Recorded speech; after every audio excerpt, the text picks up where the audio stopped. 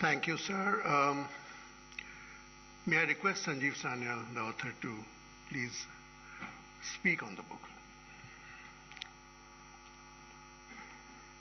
Thank you, then. Good evening, friends. Let me begin by thanking the Honorable Union Minister of Home Affairs, Shri Amit Shah ji, for taking time from what I know is an extremely packed schedule to come today to help me launch this book. Let me also thank Samir Saran, dear friend, for agreeing to discuss this book a little later with me.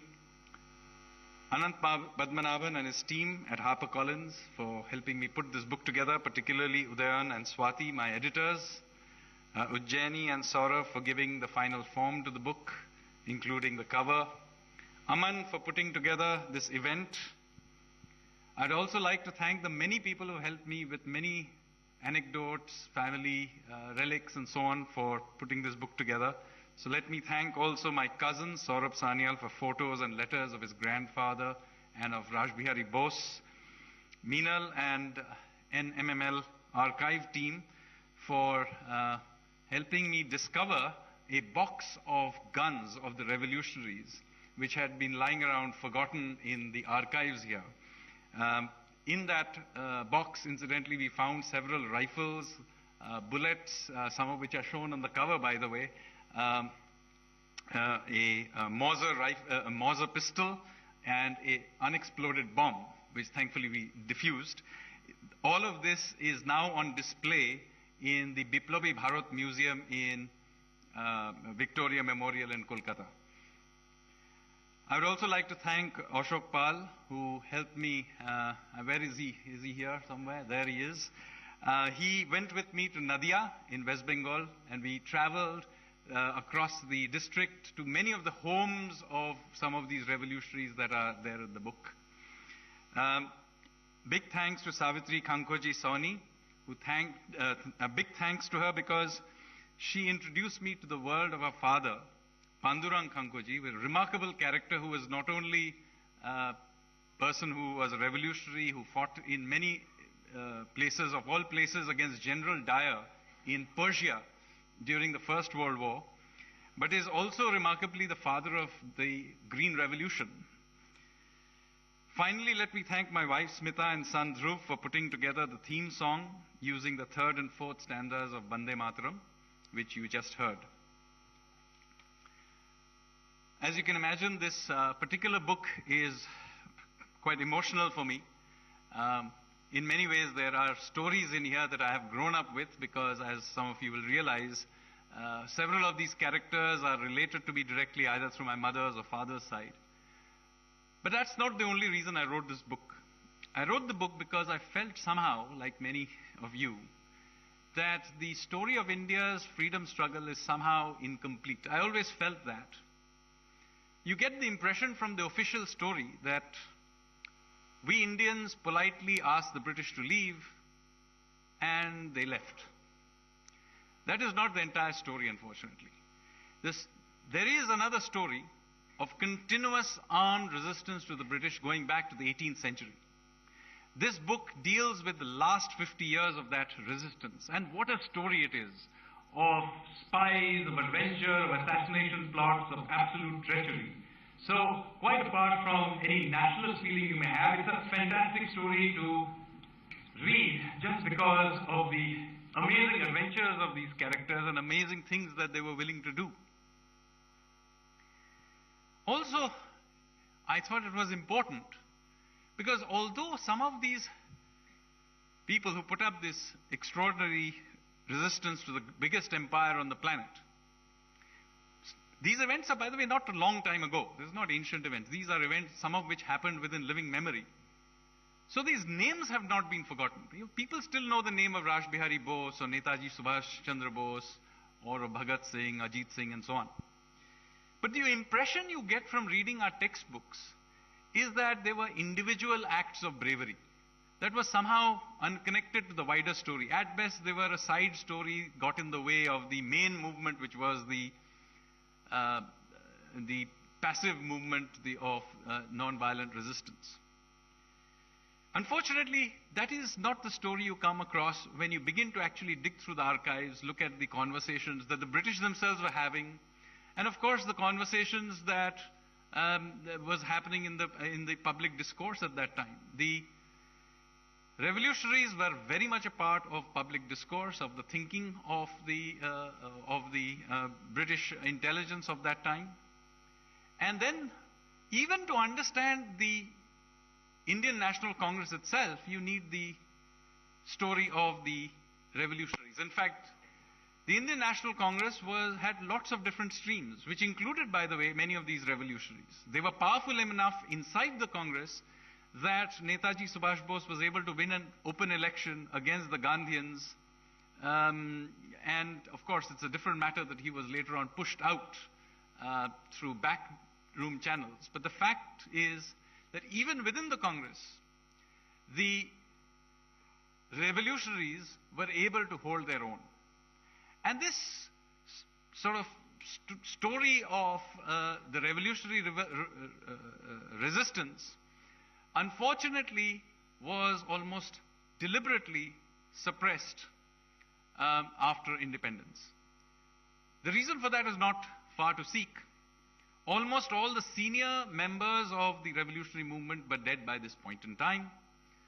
Whether it's Raj Bihari Bose or Sachindranath Sanyal or Bismil, Netaji had gone missing or dead, depending on your belief. The fact is, when India became independent, there was no revolutionary leader of stature who could kind of be a part of the conversation. And as a result, a particular stream of the Congress party took power. And perhaps it's human that they would emphasize their own role. In itself, this is not wrong, but what I think is wrong is that there seems to have been a deliberate attempt to erase the memory of many of these greats who gave their lives and everything in order to make sure that we enjoy the freedoms we do today. Historians like R.C. Majumdar, for example, who had been originally given the job of writing the official history of India's freedom struggle, he was evicted when he began to talk about these other streams of history. Moreover, it is important to remember that the revolutionaries were not just doing their little bit. They were linked to peasant movements like the Eka movement led by Madari Pasi. They were linked to tribal revolts like those led by Alluri Sitarama Raju, now made famous by RRR. But a person, again, much forgotten till this movie came along. So this is a much larger story. Unfortunately, independent India did not give them their due credit. The soldiers of the INA, the sailors of the naval revolt of 1946 were not taken back into the Navy and Army after independence. They were not even recognized for decades as being freedom fighters. It's only very recently that they were given a recognition, and it's only 2 years ago that for the very first time that INA veterans were actually taken for a parade. The few that are still alive today were taken for a parade down the Republic Day, down Kartavya Marg, then called Rajpath. So this book really is my humble tribute to this extraordinary effort all these people did. This was a big effort involving tens of thousands of people, not only within India, but across the world. The revolutionaries had networks in Germany, in Japan, in North America, in Ireland, in Singapore, and many of the streams of our national consciousness to this day derive from the revolutionaries, even if you do not know this. And this is across the political spectrum, whether it is the CPI or the RSP on the left, or the RSS on the right, and many streams of the Congress in between. Many of them have their origins in this revolutionary movement. It is even true, incidentally, of those who oppose India. Not many of you may realize that the Khalistani movement has its origins in the British attempt to subvert the Gadarites. So some of you may have wondered, why is it that the Khalistani movement is based so much in Canada? Well, it is because the North American Sikhs were very much a part of the Ghadarite revolutionary movement, and they used to operate through a network of Gurudwaras, which were then infiltrated by the British intelligence officer called Hopkinson. And large amount of money was spent in trying to separate the Sikhs from the Hindus and from the revolutionaries. And in a court in Canada, Hopkinson was shot dead by a Ghadarite called Meva Singh. Now, I'm quite certain there are almost nobody in this audience who actually has heard of Meva Singh. But Meva Singh actually shot dead Hopkinson back in, I think it was 1914 or 1915. So there are all these interesting characters in this book. I hope some of you will enjoy it. And I look forward to your feedback. Thank you very much.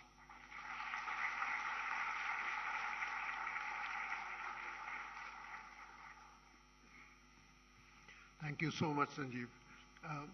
May I now please request the Honorable Home Minister, Shri Amit Shah ji, to address the gathering, please.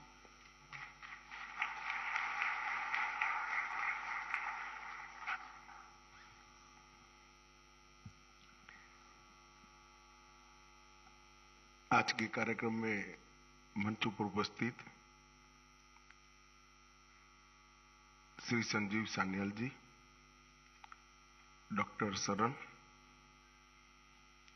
और इस सभागार में उपस्थित सभी भाइयों और बहनों,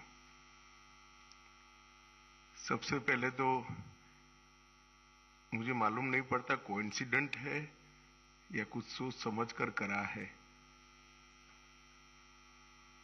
इस पुस्तक का विमोचन इस सभागार के अंदर रखा है, सोच समझ कर रखा है या कोइंसिडेंट है।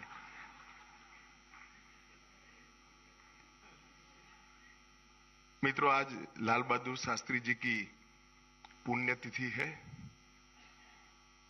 सबसे पहले मैं महान देशभक्त हमारे प्रधानमंत्री लाल बहादुर शास्त्री जी, जिन्होंने देश को सही रास्ते पर चढ़ाने के लिए देश की कई सारी देश बनने की प्रक्रिया को कुछ बोले बगैर भटके हुए रास्ते से सही रास्ते चढ़ाने के लिए बहुत बड़ा योगदान दिया। मैं इनको श्रद्धांजलि देकर इनके चरणों में नमन कर मेरी बात की शुरुआत करना चाहता हूं।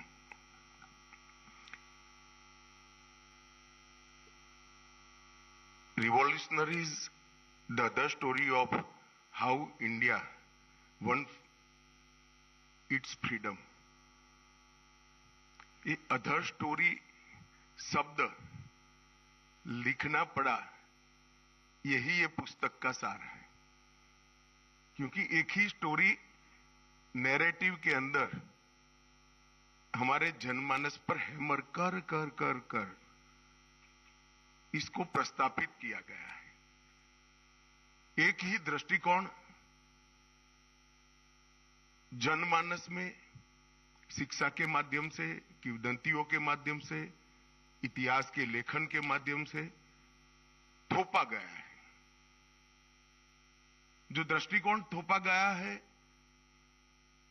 मैं ऐसा नहीं कहता कि अहिंसक आंदोलन का देश की आजादी में कोई योगदान नहीं है या वो इतिहास का हिस्सा नहीं। वो बहुत मजबूत हिस्सा है और बहुत बड़ा योगदान है अहिंसक आंदोलन का। और कांग्रेस के नेतृत्व में जो मूवमेंट चली, वो मूवमेंट का बहुत बड़ा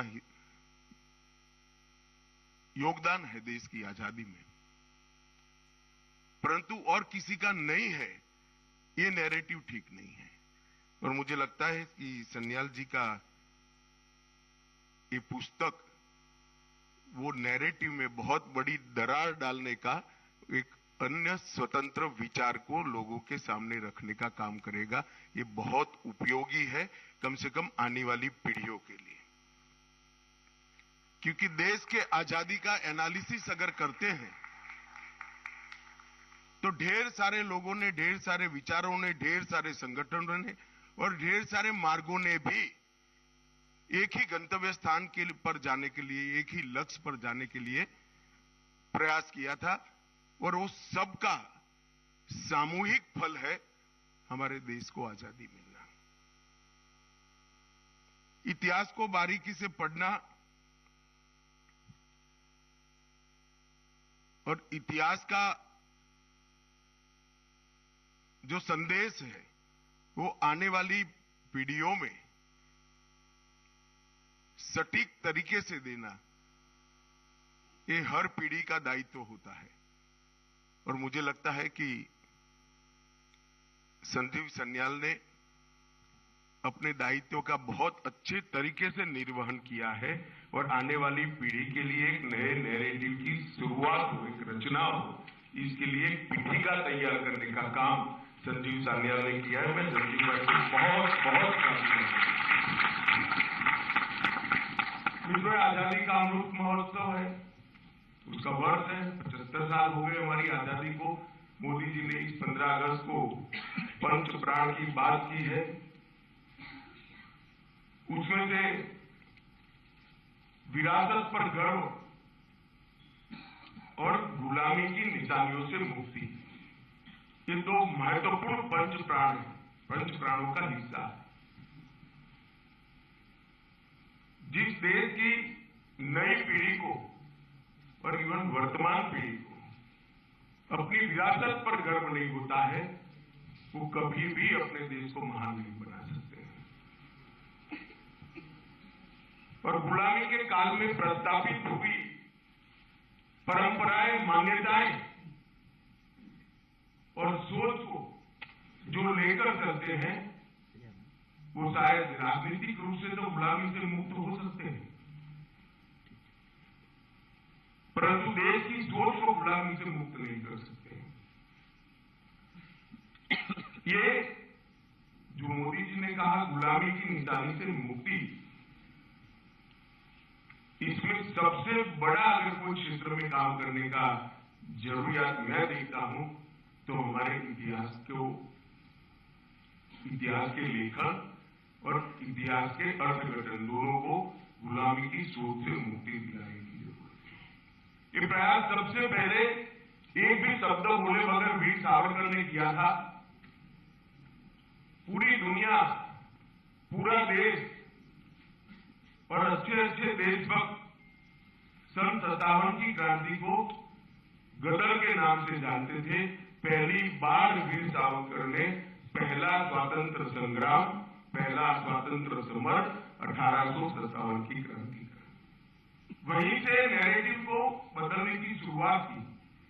और आज संजीव सान्याल जी इस कड़ी को आगे बढ़ा रहे हैं, इसका मुझे बहुत बहुत आनंद भी है और एक प्रकार से संतोष भी है कि जो काम बहुत समय पहले शुरू होना चाहिए था, इतने समय के बाद भी अगर शुरू हुआ है तो ये स्वागत योग्य है।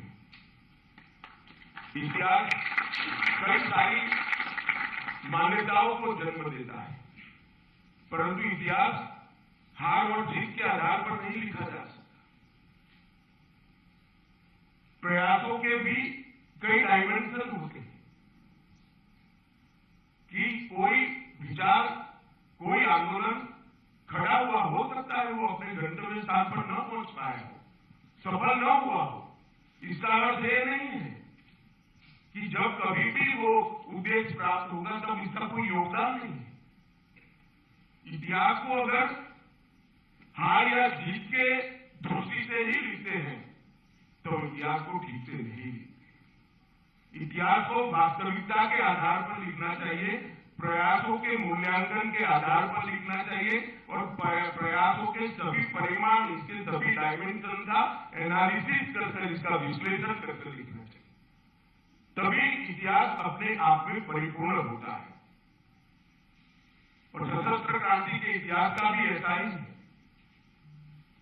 कई इतिहासकार ये प्रयास को विलुप्त करने में लगे, कई लोगों ने उसको कम महत्व दिया, कई लोगों को लगा कि भाई इनका क्या योगदान था आजादी के प्राप्त होने में। उन लोगों को मालूम नहीं है कि जब भगत सिंह जी को फांसी दी गई, उस दिन लाहौर से लेकर कन्याकुमारी तक किसी के घर में चूल्हा नहीं जला था। हर बच्चे के मन में एक आग धधकती थी। हर व्यक्ति के मन में कभी न जिसका दमन हो सके ऐसी देशभक्ति की ज्वाला जगाने का काम भगत सिंह की शहादत ने दिया।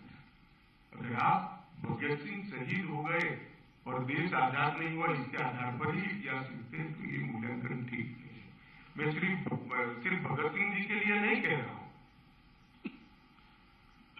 समग्र सशस्त्र क्रांति के योगदान को इसका मूल्यांकन करना है तो वो आइसोलेटेड नहीं किया जा सकता। मेरे जैसे कई लोग मानते हैं कि सशस्त्र क्रांति ने जगाई हुई देशभक्ति के ज्वाला के आधार पर ही कांग्रेस का आंदोलन सफल हुआ। मैं मानता हूं और मैं इसको सिद्ध भी कर सकता हूं। आज नहीं करना चाहता परंतु मैं सिद्ध भी कर सकता हूं कि अगर सशस्त्र क्रांति की समांतर धारा न चली होती तो शायद कई दशक और लग सकते। समग्र देश के अंदर बंकिम चंद्र चट्टोपाध्याय ने सिर्फ वंदे मातरम लिखकर चेतना को जागरूक किया था, क्या इसका कोई योगदान नहीं?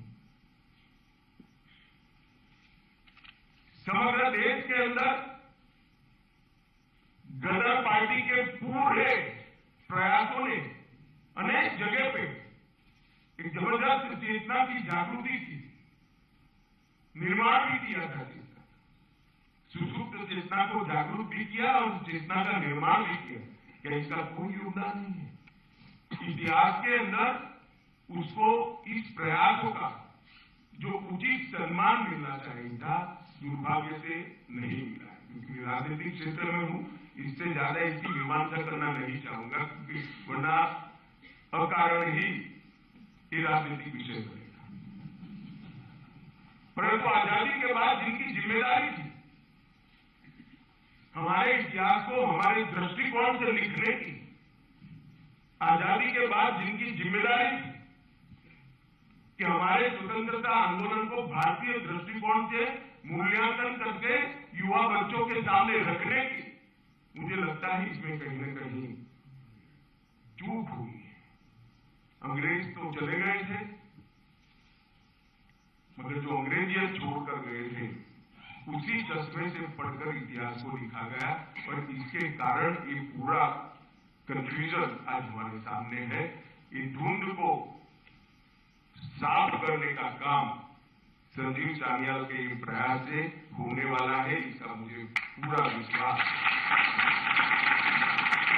मित्रों, मैं इस बात को पहले समाप्त कर देता हूं, बाद में पुस्तक पर आता हूं। कई सारे लोग जब इतिहास के बारे में बातचीत होती है तब कहते हैं कि इतिहास को तोड़ा गया, मरोड़ा गया। कभी वामपंथियों का नाम आता है, कभी अंग्रेजी मानसिकता वाले इतिहासकारों का नाम आता है, कहीं कांग्रेस को भी कोई लपेटे में लेता है। परंतु मैं अलग दृष्टिकोण से, अब हमें कौन रोकता है?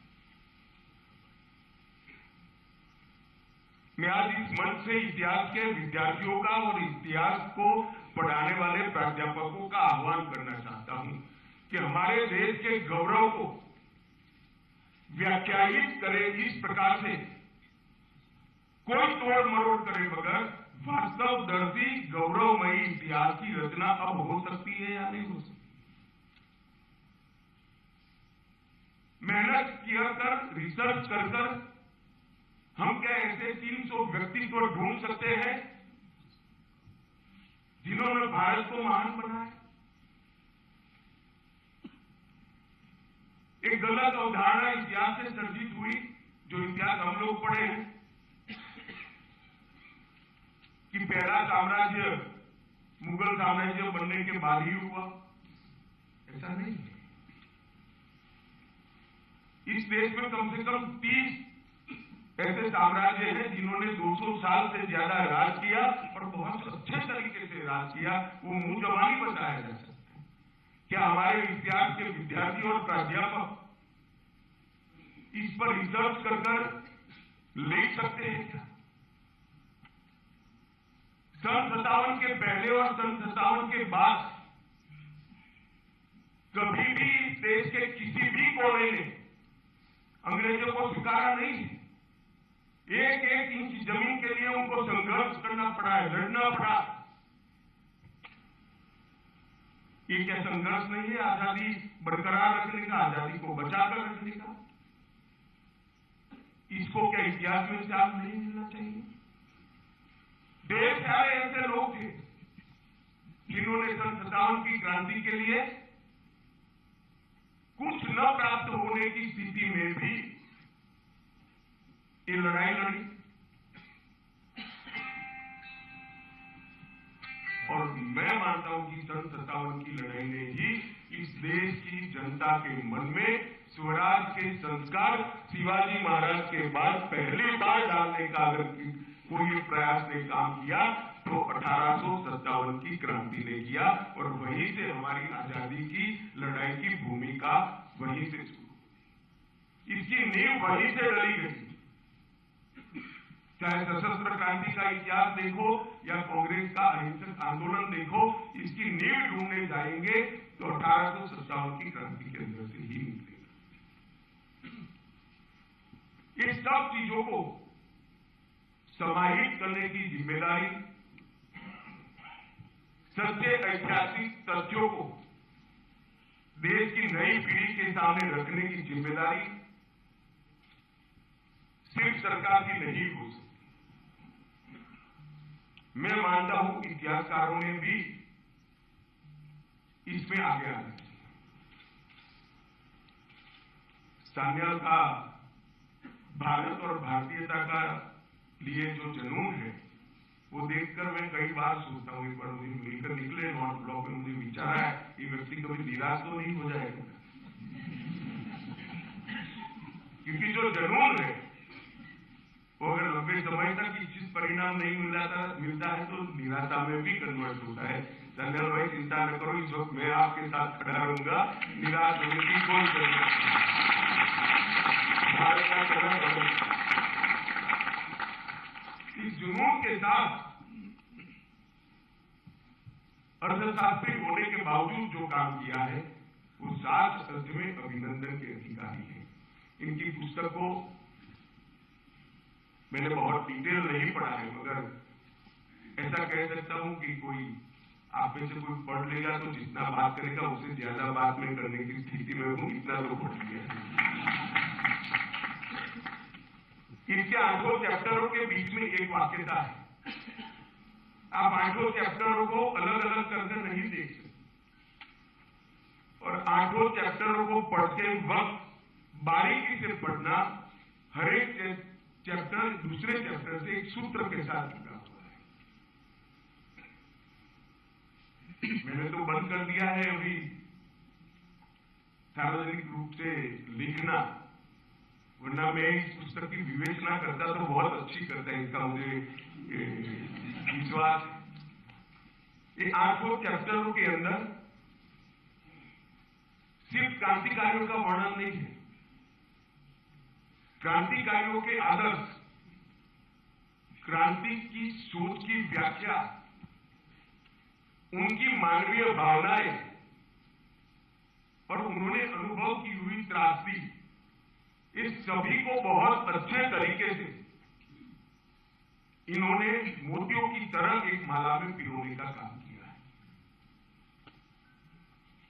और इस पुस्तक की सबसे बड़ी सिद्धि ये है कि आज तक सशस्त्र क्रांति के इतिहास को छुटपुट व्यक्तिगत प्रयास बताया जाता था। ये पुस्तक पढ़ने के बाद आप सबके मन में स्पष्टता हो जाएगी, ये छुटपुट व्यक्तिगत प्रयास नहीं था, बहुत अच्छे तरीके से एक सोच के आधार पर किया गया सामूहिक प्रयास था, परंतु संख्या कम थी इसलिए छुटपुट दिखाई पड़ा। क्योंकि सशस्त्र क्रांति करने के लिए कोई भी बड़े से बड़ा डर जाएगा, अंततोगत्वा एक घटना के अंदर ही होगा, और जब घटना का पर्दाफाश होता है तो बाकी सारे लोगों का अदृश्य हो जाता है, रणनीति का हिस्सा। परंतु बहुत बखूबी से इन्होंने इसको मोतियों को जैसे माला में परोते हैं, इसी तरह से समग्र क्रांति के विचार को एक धागे में मोतियों की तरह पिरोने का काम किया है। दूसरे अध्याय में श्री अरविंद और वीर सावरकर इसके संबंध में लिखा है। ये दोनों ऐसे व्यक्ति हैं, एक ने सुस्पष्ट रूप से राष्ट्रवाद को जरा भी गालमेल करे बगैर व्याख्यायित करने का काम किया, और दूसरे ने राष्ट्रवाद को अध्यात्म के साथ जोड़कर भारत ही विश्व गुरु बन सकता है, इसका विचार की शुरुआत। ये दोनों के बारे में मैंने भी बहुत कुछ पढ़ा है, मगर इन्होंने दो ही चैप्टर के अंदर इन दो के बारे में जो जानकारी दी है, बहुत अच्छी जानकारी है। उसको मैं रूपक में अगर बोलना चाहूंगा तो गागर में सागर की तरह सारी चीजों को इन्होंने समाहित किया है। चैप्टर 4 गदर आंदोलन के बारे में लिखा गया है, और गदर आंदोलन आइसोलेटेड नहीं था, इसकी सारी शाखाओं को इन्होंने बहुत अच्छे तरीके विस्तृत रूप से वर्णित कर गदर आंदोलन उत्कृष्ट राष्ट्रभक्ति से निपजा हुआ एक सामूहिक प्रयास था। इसको सिद्ध करने का काम इन्होंने अध्याय 4 के अंदर किया है। 5वां अध्याय काला पानी पर लिखा है, जो भारत के आजादी के इतिहास का तीसरा स्थान है। अंडमान की सेल्युलर जेल और वहां की दी गई मानवीय यातनाएं देखकर मैं कई बार सोचता हूं कि पश्चिम के देश कैसे ह्यूमन की बात कर सकते हैं, और किनको सिखा रहे होंगे। जो कोई भी हमें भाषण देता आता है, उसको एक बार सेल्युलर जेल की मुलाकात करनी। अनेक प्रकार के देश के अनेक हिस्सों से पकड़े गए स्वतंत्र सेनानी क्रांतिवीरों को एक ही जगह पे रखा गया, और अगर सेल्युलर जेल के अंदर जो क्रांतिवीरों की सूची है उसको भी आप लिखोगे तो मालूम पड़ जाएगा आइसोलेटेड प्रयास नहीं। पूरे देश का नक्शा वहीं पर बन जाता है। वो जेल में आज भी एक महिला कर्मी है, उसने हर जेल से आए हुए आजादी के लड़ाकों का नाम लिया, प्रदेश लिया, और उसको जोड़कर पूरे भारत का नक्शा बनाया। एक भी प्रदेश बाकी नहीं। भारत के हर प्रदेश से कोई न कोई कभी न कभी सेल्युलर जेल के अंदर गया है। सेल्युलर जेल में वही जाते थे जिनको मारने से ज्यादा नुकसान होता था, कोई उसको जिंदा रखने के लिए नहीं भेजते थे, और जिंदा रखने का कोई मतलब ही नहीं रहता था, ऐसा जीवन वहां देते थे। तो इतना बड़ा प्रयास करने वाले व्यक्ति हर प्रदेश से आए, वो ही बताता है कि सशस्त्र क्रांति आइसोलेटेड एफर्ट्स नहीं था,